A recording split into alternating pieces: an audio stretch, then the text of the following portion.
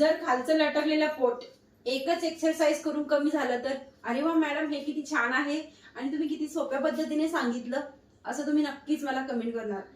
कारण की जर खालचं लटकलेलं पोट आहे ना ते लवकर कमी होत नाही. त्याच्यासाठी आपल्याला असं वाटतं खूप उड्या मारायच्या असतात, खूप एक्सरसाइज करायचे असतात, असं काहीच नाहीये बरं का. खूप सोप्या पद्धतीच्या प्रॅक्टिस आणि खूप छान असा हेल्दी डाएट. जर तुम्ही सोबत सोबत बॅलन्स ठेवून दोन्ही गोष्टी केल्या तर तुमचं लटकलेलं पोट आहे ना ते गॅरंटीने कमी होतं.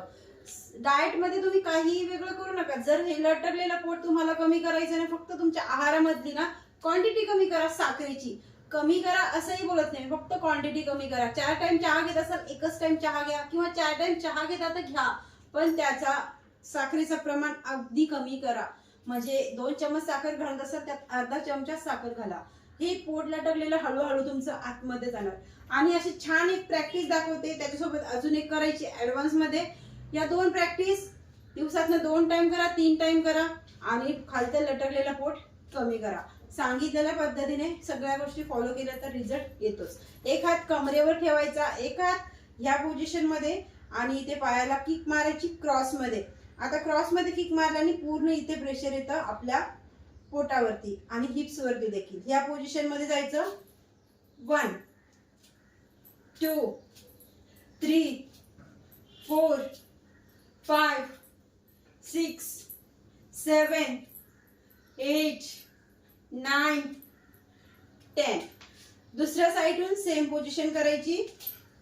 1 2 3 4 5 6 7 8 9 10. याच्यासोबत दुसरी एक प्रॅक्टिस दाखवते. या पोझिशन मध्ये जायचं, पायाच्या पंजावरती यायचं, हलकसं मागे हाताला आणि श्वास सोडत खाली. 1 2 3 4 5 6 7 8 9 and 10. या 2 प्रॅक्टिस करायच्या. जर तुम्हाला याचा अजून लॉंग व्हिडिओ पाहिजे असेल तर माझ्या युट्यूब चॅनलवरती आहे, तिथे तुम्ही बघा.